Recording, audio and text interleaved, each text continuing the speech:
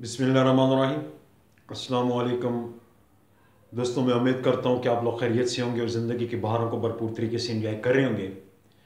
आज जो हम बुक लाए स्टडी करने के लिए वो है एंटी टेररिज्म एक्ट 1997, और इसके अंदर आज जो हम टॉपिक डिस्कस करेंगे वो है calling of forces and it's use. और ये जो सेक्शन है इसको जो डील करती हैं वो सेक्शन 4 एंड 5 हैं ऑफ 1997।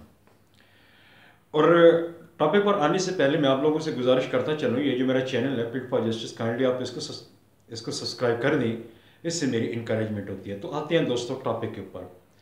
तो सबसे पहले जो सेक्शन है वो है सेक्शन 4। सेक्शन 4 की हेडलाइन जो लॉ मेकर ने एक्ट के अंदर दी है वो यूँ है कि calling in of armed forces and civil armed forces in aid of civil power.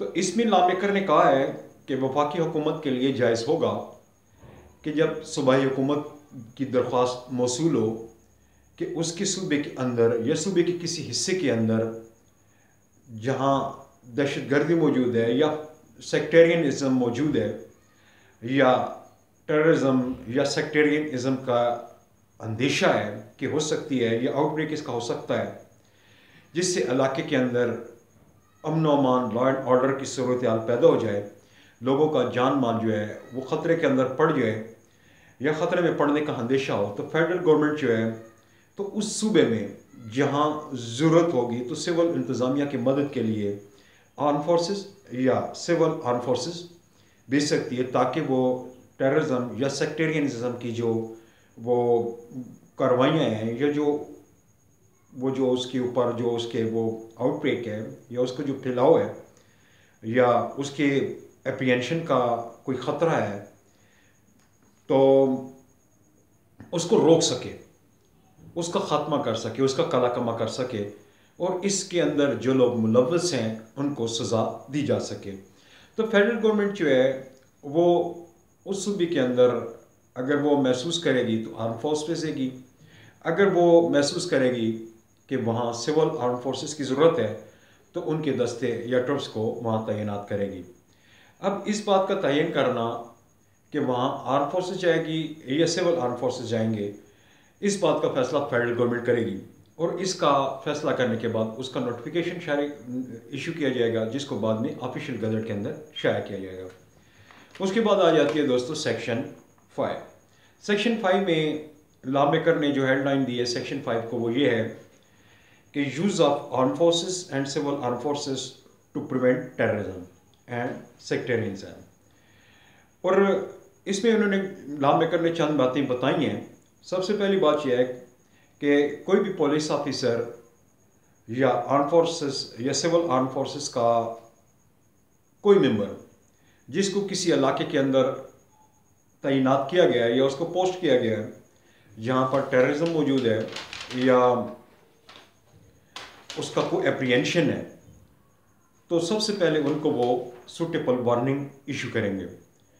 अगर वार्निंग के साथ काम नहीं बनता तो उनके खिलाफ फिर ज़रूरी ताकत जो वो मुनासिब समझेंगे तो वो अफसर वो ताकत इस्तेमाल करेगा ताकि टेररिज्म की रोकथाम हो सके।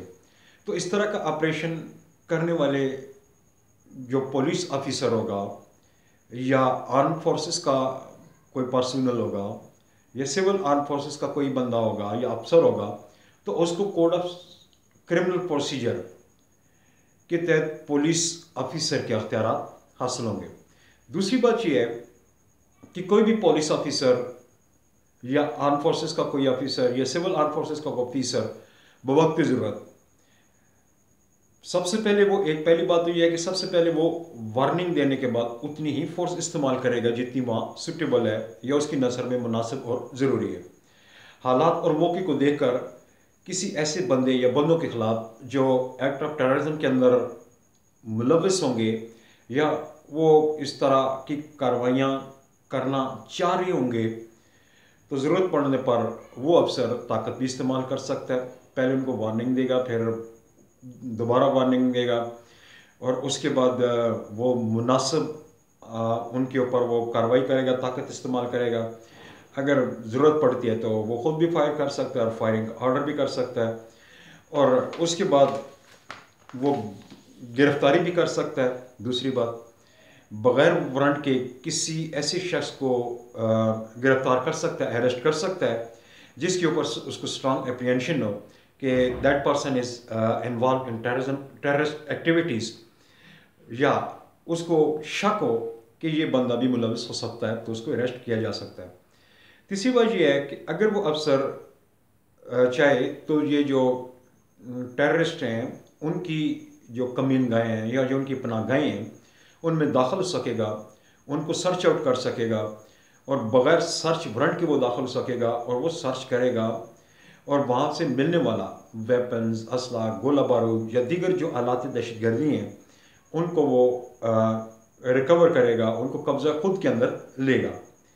अगली बात यह है कि कोई भी पुलिस ऑफिसर या आर्म फोर्सेस का कोई ऑफिसर या सिविल आर्म फोर्सेस का कोई ऑफिसर जो इस तरह की कार्रवाई में on the behalf of provincial affair government हिस्सा ले रहा हो, उस पर सेक्शन 132 का इतलाक नहीं होगा।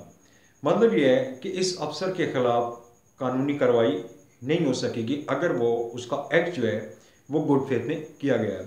तो दोस्तों, मैं समझता हूँ मेरी आज की टॉपिक आपको पसंद आएगा, आपको समझ भी आ गया होगा।